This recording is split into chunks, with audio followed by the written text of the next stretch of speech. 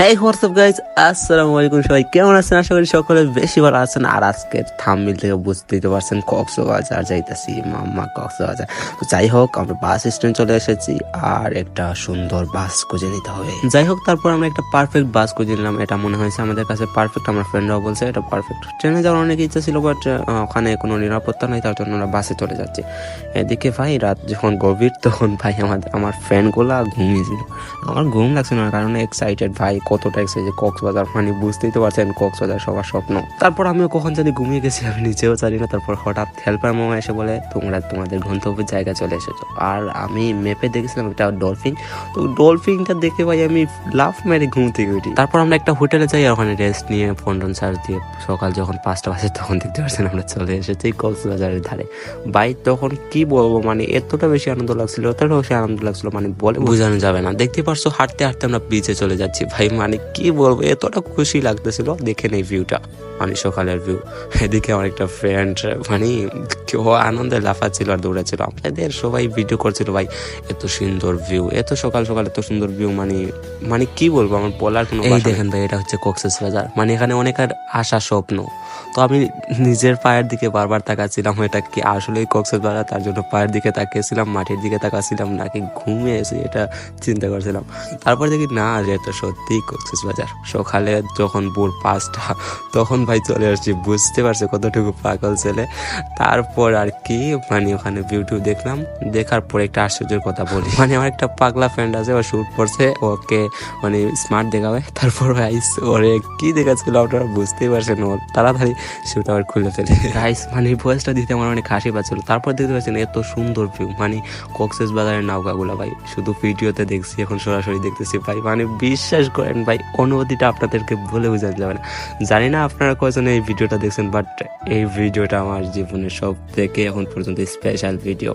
তো আমি হাঁটছি, মানে অনেক সকাল, তখন ভোর 6টা বাজে, তখন ভাই এত মানুষ আস্তে আস্তে চলে আসতেছিল। গাইস আমি নিজেও জানি না এরকম কেন চুলগুলা করে, আমিও চুলগুলা করলাম, মানে চাপড়িদের মতো। যাই হোক, এখন দেখেন সূর্যোদয় কতটা সুন্দর, মানে গাইস বলে বোঝাতে পারবো না, এত সুন্দর। আবার কক্সবাজারে এত সুন্দর ভিউ দেখবো, মানে এটা কোনোদিন চিন্তা করতে পারিনি। রুম থেকে তাড়াতাড়ি বেরিয়ে আসলাম শুধু এই ভিউটা দেখার জন্য। আর হ্যাঁ, একটা কথা, আমি কোনো ব্লগার না ভাই, কক্সবাজার আছি, তার জন্য একটা ভিডিও নিজের স্মৃতি হিসাবে রাখতে চাই। তো আমিও পানির সাথে এরকম দুষ্টামি করলাম। তারপর গাইস দেখলাম গাড়ি চালাচ্ছে, ভাই গাড়ি নিয়ে আসছে, গাড়ি চালাবো না কোনো কথা। তারপর আমি সত্যি কথা বলতে একটু ভয় পেয়েছিলাম এই গাড়িটা চালানোর জন্য। তারপর আমার এই ফ্রেন্ডটাকে বললাম তুই চালা, আমি ভিডিও করি। গাইস দেখেন কত সুন্দর করে এই ভিডিওটা করে দিলাম ওকে, আর আমার ভিডিওটা কেমন করে দিয়েছে দেখেন। এ হচ্ছে ভাই আমাদের ক্যামেরাম্যান ভাই, মানে আমার এই ভিডিওটা একদম ভালো লাগেনি, তার জন্য আপনাদের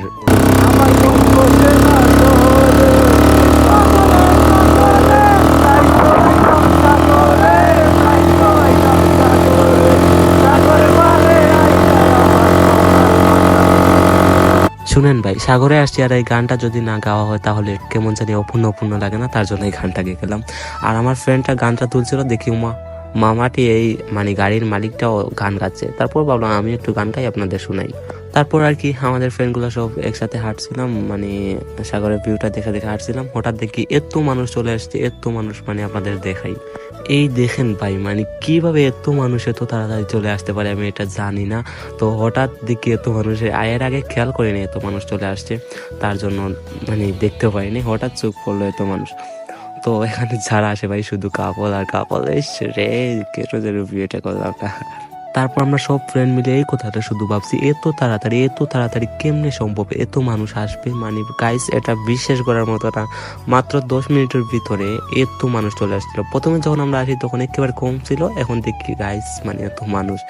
আর এখানে একজন ভাই বোট চালাচ্ছিল, মানে এটা দেখে একটু শখ জাগছিল চালাবো, তো ওরা বলে একা একা চারবে না, তার জন্য আর উঠি নেই। তো একটু এদিকে যাই, দেখেন গাইস এত মানুষ, মানে বলে বোঝানো যাবে না। তারপর আর কি আমরা গরিব মানুষ আইফোন নিয়ে যেতে পারি না, বড় লোকদের মতো। যেটা নিয়ে গেছিলাম এটাতে কোনো ভিউ আসে না, বা এটাতে কোনো সুন্দর ছবি হয় না, তার জন্য একটা ক্যামেরাম্যানকে খুঁজে নিলাম। এই দেখেন মামাটার সাথে কথা বলে অনেক বেশি ভালো লাগলো, তার জন্য এই মামাটার কাছ থেকে আমরা পিকচার কিছু তুলে নিই। পিক তোলার পর হঠাৎ এদিকে চুপ পড়লো গাইস, এটা দেখে মানে কি মনে হয়েছিল আপনারা বলেন তো? এটা আসলে একটা দানব, আপনাদের দেখাই। দেখেন গাইস এত সুন্দর, এত নিখুঁত ভাবে প্লাস্টিক দিয়ে দানব তৈরি করছে, মানে অনেক ট্যালেন্টেড ভাই, অনেক ট্যালেন্টেড। শুধু এটা দেখলেই বোঝা যায় আমাদের দেশে কত সুন্দর করে আর্ট করানো যায় বা কত সুন্দর ট্যালেন্টেড মানুষ আছে, মানে সুন্দর না, কত মানুষ ট্যালেন্টেড আছে এটা বোঝা যায় আর কি। তারপরে চলে গেলাম এই সেই ভাইরাল গাছ চড়ায়, মানে যেখানে অনেক সুন্দর পিকচার হয়, মানে ভিডিওতে দেখেছি অনেক সুন্দর পিকচার হয়। তো আমাদের ফ্রেন্ডগুলো আছে, সবাইকে বললাম কি রে কক্সবাজার কেমন লাগছে, ওরা বলে হ্যাঁ ভালো লাগছে। তখন বললাম কি তোদের মন খারাপ, তোদের কি ভালো লাগে নাই? তোরা বললো যে না, যদি 10-15 দিন থাকা যেত তাহলে অনেক বেশি ভালো লাগতো। তো গাইস আমরা গরিব মানুষ, এখানে 10-15 দিন থাকার মতো তৌফিক আমাদের নাই। তারপরে দেখলাম গাইস কক্সবাজারের আসল ভিউটা, মানে গাইস যখন 8টা-9টা হবে তখন গাইস মানে মানুষ আর মানুষ, ভাই কি বলবো, এত মানুষ কক্সবাজারে কেমনে হয় রে ভাই। তো এতক্ষণ কক্সবাজারে ছিলাম ভাই, মানে এত মানুষ চলে আসছে, এত তাড়াতাড়ি এত মানুষ চলে আসছে, আর কি বলবো ভাই, মানুষ তো হবেই, এটা হচ্ছে সেই ভাইরাল জায়গা। তারপর আমাদের ফোনে চার্জ কম থাকার কারণে আপনাদের পুরোপুরি ভিউটা দেখাতে পারিনি, তার জন্য দুঃখিত। আর এই হলো আজকের ব্লগ। আমি ভাই প্রথমে বলে নিয়েছিলাম আমি প্রফেশনাল ব্লগার না, তার জন্য আমি সুন্দর করে ভিডিও করতে পারিনি। আর আরেকটা জায়গায় যাব, যদি আপনারা চান তাহলে ভিডিও করে আপলোড করব। তো সবাই ভালো আছেন, ভালো থাকবেন, সুস্থ থাকবেন, ভালো রাখবেন, বাই বাই।